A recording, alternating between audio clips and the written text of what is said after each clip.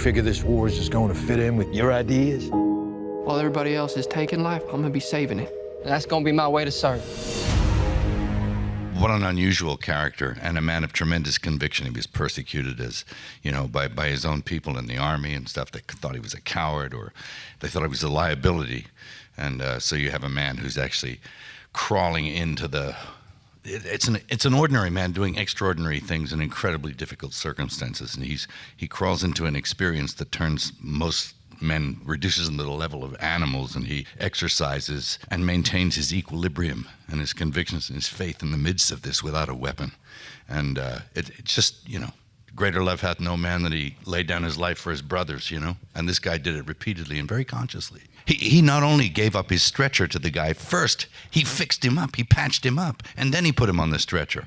Crazy stuff. He was a very humble guy. He just wanted to go home, plant vegetables and work in his tool shed and pray, and he didn't want anyone telling his story. And other people had approached him, Hal Wallace, and they even sent Audie Murphy to go and twist his arm back in the 40s or 50s, and he wouldn't budge. And he was finally, I think, convinced by the guy who did the documentary that his experience and the telling of his story could be inspirational to other people, so that he gave his life rights to his Seventh-day Adventist church.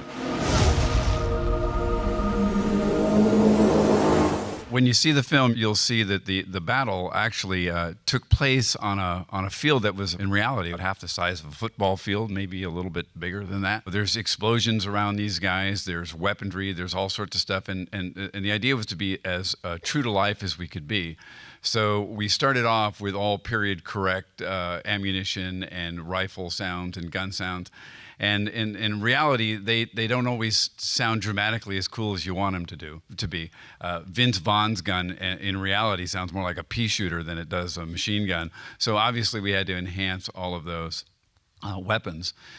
In terms of the explosions, there's about 300 explosions in the movie, so the idea was to try to make them all sound a little bit different, which was a tall order. And then also there were the sounds of the incoming bullets that are whizzing by all over the place during this movie. There's challenges because when we're on the American side, then we're on the Japanese side, we're on the American side, and we're using all 56 speakers in the room to tell that story at the same time. There's a couple of scenes in the movie where Andrew Garfield and Luke Bracey just hunkered down in a foxhole, and they are surprised by a Japanese soldier. The idea was to shock the audience, and we couldn't quite find the right sound in music or sound effects to do that. So, luckily we have a very gifted actor who is also our director who said, "Hey guys, can I give it a try?" And we said, "Okay."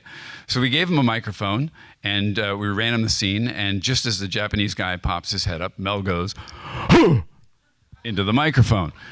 Well, we took that sound and we put it in all 56 speakers at one time. We pumped it up, and I guarantee it scared the shit out of us the first time we played it. All I did was sneeze. See, I don't think this is a question of religion, fellas. I think this is cowardice. Plain and simple. People say, isn't it too violent? But it's like taking the characters out of a Norman Rockwell painting and dropping him into a Hieronymus Bosch, and it kind of... That's the kind of death of innocence, and that any war does. I mean, it just wreaks havoc, and it also that level of ferocity, sort of Desmond's ideal juxtaposed against that, makes his sacrifice and his courage really stand out.